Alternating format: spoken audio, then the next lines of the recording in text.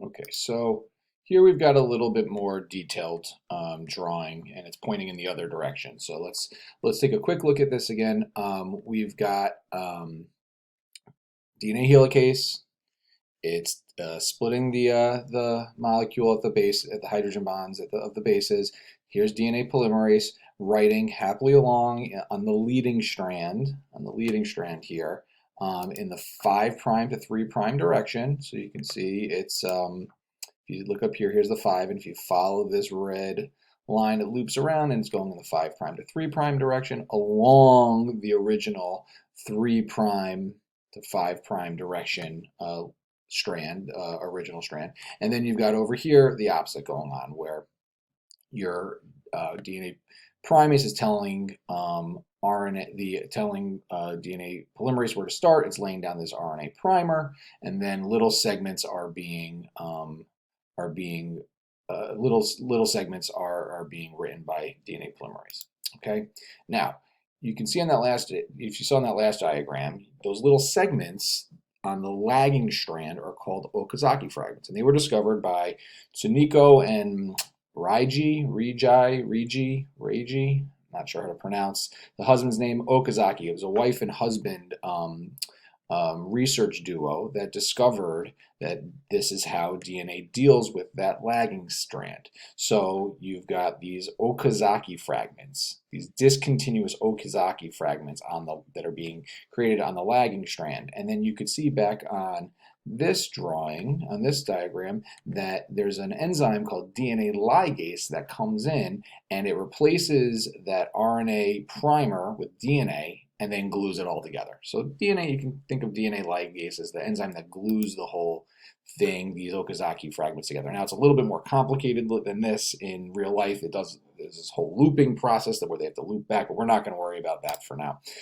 So what I want to do now is I want everybody to get together in groups and create a chart. And the chart is going to it's just gonna list the enzymes we just talked about, the four main enzymes here, the helicase, primase, polymerase, and ligase. And what I want you to do is I want you to create a symbol, either draw it or find it on the internet, or if you've got a magazine lying around, you can cut it out of a magazine, but I want you to create symbols that to correspond to what the enzyme does. Just little things to help you remember. So for me, DNA helicase, it splits that the DNA molecule at the hydrogen bonds. So to me, it'd be some kind of sharp object that would cut through that. But you can, whatever you want to get creative, however you want to symbolize the function of these enzymes, and you're just going to list them and then a corresponding picture. All right, so go ahead, get started with that. All right, you guys are so quick today. We're just going to plow along. I can't believe how quickly you just made those charts. That was very impressive.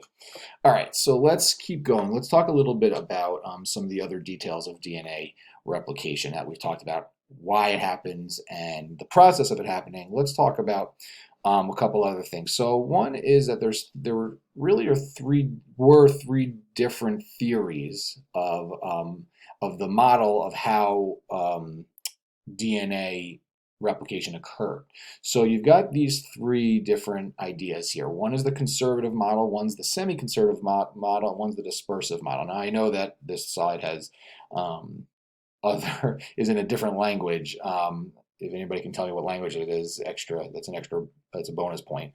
But I just really liked how basic the diagram was. So basically what we have is the conservative model, where the entire original strand, the entire original parent DNA is conserved and a whole brand new copy is made. So you can see these two gray bars represent the original. Here you've got those two same gray bars that have been conserved, and then a brand new DNA copy was created.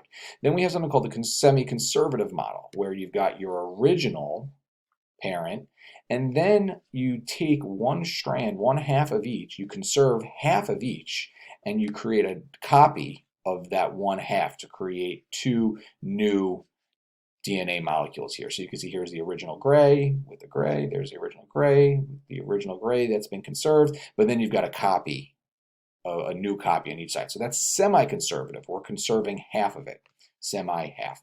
And then what we have is the dispersive, where it was thought that maybe you took those original DNA molecules and you saved part of it and then glued in another copy, a total copy, and then you kept part of the original, glued in another copy. So you could see both of these new molecules are made up of both original and new, just dispersed throughout.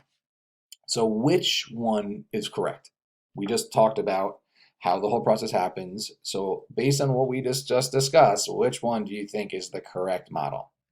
Yeah, exactly. The semi-conservative, this middle model. That's what we now know is the way this works. So we also need to discuss a little bit about the difference between eukaryotic and prokaryotic DNA replication. So if we remember from a few weeks ago, while we have these long strands of DNA that are coiled really, really tight together in chromosomes, prokaryotes, like bacteria, have just one long circular strand of DNA.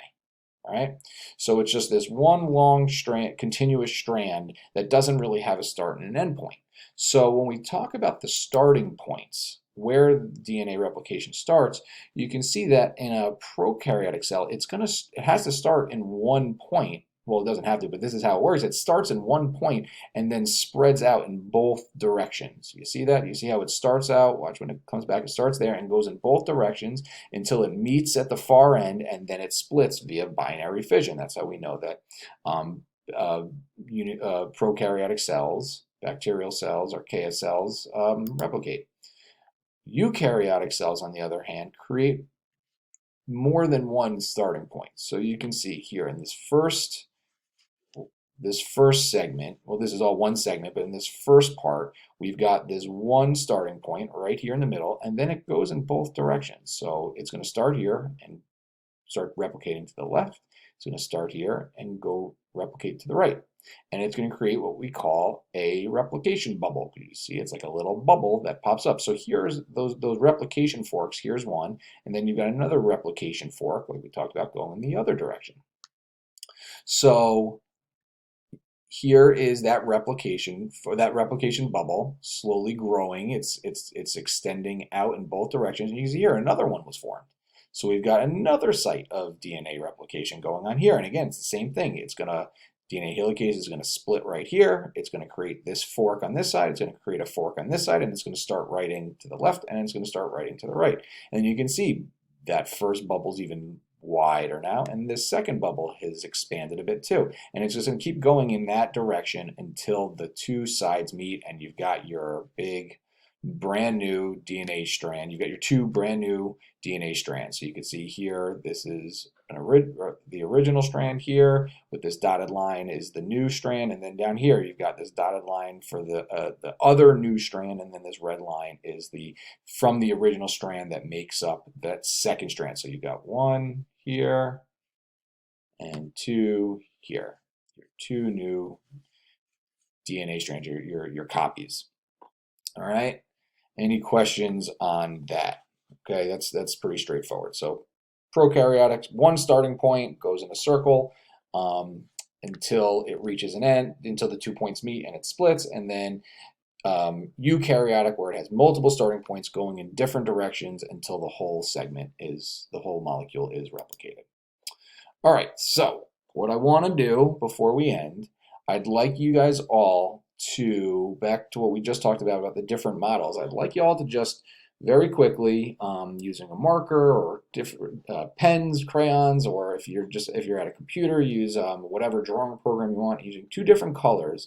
I want you just very basic, very like stick figures, like what I was showing you before, like this starting molecule here. I want you to make to just draw all three theories, all three DNA replication models, label them, and circle the right one. Okay, and as you go, just hand it in as you leave, or if you're online, you can just upload it to the Google Classroom. It's very quick. They shouldn't take you very long. We just talked about it 2 minutes ago, and I just want you to don't get creative, don't start drawing the replication forks. I just want stick figures just to represent the original molecule and then the copies. All right. So you guys can go ahead and do that. Just real quick before you do that, I'm going to go over the homework, then let you do that, and then I'll see you tomorrow. So we've got a couple homework assignments here. This one is, you must do this one. This is a must do. And all I want you to do is create a diagram of eukaryotic DNA replication, and I want you to use the symbols that you came up with today for the enzyme. So I don't want you to write in the enzyme names. You can if you want, but what's more important is I want you to use those symbols you created. So just draw, and it can be basic. It doesn't have to be fancy. It doesn't have to be neat. It can be basic, like a couple of the diagrams we did that were just lines with nothing fancy, no fancy pictures on them, and just use your pictures to represent the different enzymes we talked about. Okay. You can do it by hand. You can, if you're at home and you want to do it by hand and take a picture and upload that, you can do that. If you want to use a program, however you want to do it. But I want you to use the symbols you came up with on the diagram, okay? And then I have an extra credit assignment. Sorry, that one's due tomorrow. The extra credit assignment's due in a couple days. Both parts of that are due in 2 days because we're going to talk a little bit more about that PCR testing. So what I want you to do is I want you to, if you want, you don't have to do this, but you can get quite a bit of extra credit points, 3 points per part. I want you to compare the 2 most common types of COVID tests that are being used. So not the antibody test. There's 2 others. We discussed one, and there's a second one that's being used. I want you just to, it doesn't have to be real in depth, just how they work, what they're testing for, and some strengths and weaknesses of them, why one is better in certain circumstances and the other is better in other circumstances. And based on that point specifically, the strengths and weaknesses, why is one favored over the other one?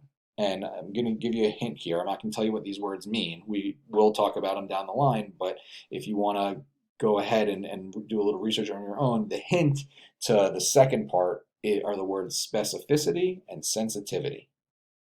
All right. So you can go. So that's the homework again. The diagram with your symbols. You got to do that one. Do tomorrow. Shouldn't take you very long. You already have the symbols. We just went over the whole thing, and then you've got the extra credit assignment if you want to do it. So you can go ahead and do that exit ticket. I'll go back to that. So go ahead and do this and hand it in.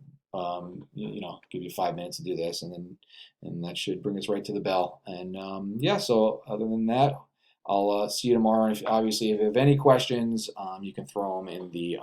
If you're at home, you can throw them in the question area and on the Google Meet, or you can ask me tomorrow. All right, see you guys later.